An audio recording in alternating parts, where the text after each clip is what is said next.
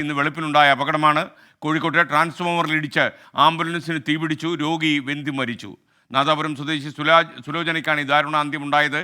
ഇന്ന് പുലർച്ചെ 3:30 മണിക്ക് മിംസ് ആശുപത്രിക്ക് സമീപമാണ് അപകടം നടന്നത്. കൂടുതൽ വിവരങ്ങളുമായി ഈ അപകടം നടന്ന സ്പോട്ടിൽ നിന്ന് അഭിജിത്ത് മുഴക്കുന്ന് തത്സമയം ചേരുന്നു. Abhijith, good morning. അഭിജിത്ത്, വല്ലാത്തൊരു സംഭവമായി പോയി. എന്തായാലും പറയൂ വിശദാംശങ്ങൾ. SKN, good morning. ദാരുണമായൊരു വാർത്തയാണ് രാവിലെ കോഴിക്കോട് നിന്ന് വരുന്നത്.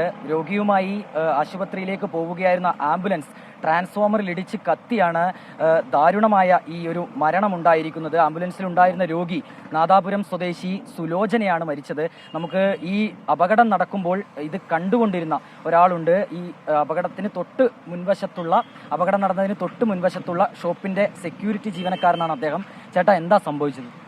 രാത്രി 2:30 മണിക്ക് ആംബുലൻസ് വരുമ്പം ഒരു അലാറം കേട്ടു.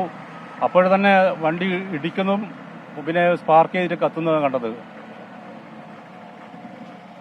ഉണ്ടായിരുന്നവരൊക്കെ തെറിച്ച് താഴെ വീണു. എന്നിട്ട് അവരെ മിംസിലേക്ക് ആംബുലൻസ് വന്നു. ആംബുലൻസിൽ വിളിച്ച് കൂട്ടിക്കൊണ്ട് പോയതാണ്. ഒരു നേഴ്സും ഒരു സ്ത്രീയും ഒരു പുരുഷനും ഉണ്ടായത്. ഡ്രൈവർക്കൊന്നും പറ്റിയിട്ടില്ല. എല്ലാവരും നിലവിളിക്കുന്ന കേൾക്കുമ്പം വണ്ടി എടുത്തിട്ട് ആൾക്കാരെ കൂട്ടിപ്പോയതാണ്. അപ്പോൾ ഇതിൻ്റെ ഉള്ളിൽ ഒരു ഡെഡ് ബോഡി കത്തിക്കരിഞ്ഞ നിലയിലായിരുന്നു ഉണ്ടായത്. വണ്ടി നിയന്ത്രണം വിട്ടിട്ടാണോ? ഇവിടെ മഴയുണ്ടായിരുന്നില്ല ആ സമയം? മഴയുണ്ടായിരുന്നു, പക്ഷേ നിയന്ത്രണം വിട്ടാണെന്നൊന്നും എനിക്ക് പറയാൻ പറ്റില്ല. കണ്ടത് ഞങ്ങൾ വണ്ടി വരുന്നത് മാത്രം ഇടിക്കുന്ന സൗണ്ടാണ് കേട്ടത്. അതോടെ പിന്നെ പെട്ടെന്ന് സ്പാർക്കായി കത്തി. ട്രാൻസ്ഫോമറിന്റെ ചുവട്ടിലായിരുന്നു ഉണ്ടായത് സംഭവം. ട്രാൻസ്ഫോമർ അടക്കം കത്തിക്കരിഞ്ഞു. അങ്ങനെ ഉണ്ടായത്. രക്ഷപ്പെടുത്താൻ അപ്പോൾ ഈ പോലീസോ അല്ലെങ്കിൽ ഫയർഫോഴ്സ് ഒക്കെ അപ്പോൾ തന്നെ എത്തിയിരുന്നു? ഒരു 10-20 മിനിറ്റ് കഴിഞ്ഞിട്ട്, അരമണിക്കൂർ കഴിഞ്ഞിട്ടാണ് അവരെത്തിയത്. അവർ നിങ്ങൾ വിളിച്ചു പറഞ്ഞതിനനുസരിച്ചാണോ? അതല്ല, ഈ ആംബുലൻസിന്റെ ആൾക്കാർ വിളിച്ചാണ്, അവരെ വിളിച്ചതാണ്.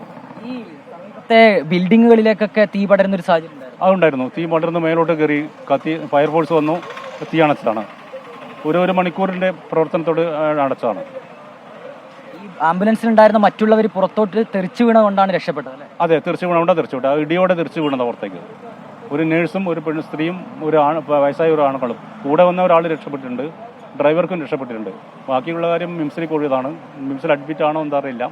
ഇത് സ്ഥിരമായിട്ടൊരു അപകടം നടക്കുന്ന സ്ഥലം അല്ലല്ല, ഇവിടെ ഒരു സ്ഥിരമായിട്ട് നടക്കില്ല. ഞാനൊരു 8 കൊല്ലം ഇവിടെ ജോലി എടുക്കുന്നത്. അങ്ങനെ ഒരു സ്ഥലം ഇവിടെ ആദ്യമായിട്ടാണ് കാണുന്നത്. ഇവിടുന്ന് അടുത്ത് തന്നെയാണോ മിംസ് ആശുപത്രി? അതെ, ഒരു 500 മീറ്റർ അപ്പുറമാണ് മിംസ് ഹോസ്പിറ്റൽ. ഇദ്ദേഹം പറയുന്നതനുസരിച്ച് ഇവിടെ നിന്ന് 500 മീറ്റർ അകലെ മാത്രമാണ് മിംസ് ആശുപത്രി. മൊടക്കല്ലൂർ മലബാർ മെഡിക്കൽ കോളേജിൽ നിന്ന് മിംസ് ആശുപത്രിയിലേക്ക് രോഗിയുമായി ശസ്ത്രക്രിയക്കായി പോവുകയായിരുന്നു ഈ ആംബുലൻസ്. ഡ്രൈവർ ഉൾപ്പെടെ 6 പേരാണ് ആംബുലൻസിൽ ഉണ്ടായിരുന്നത്.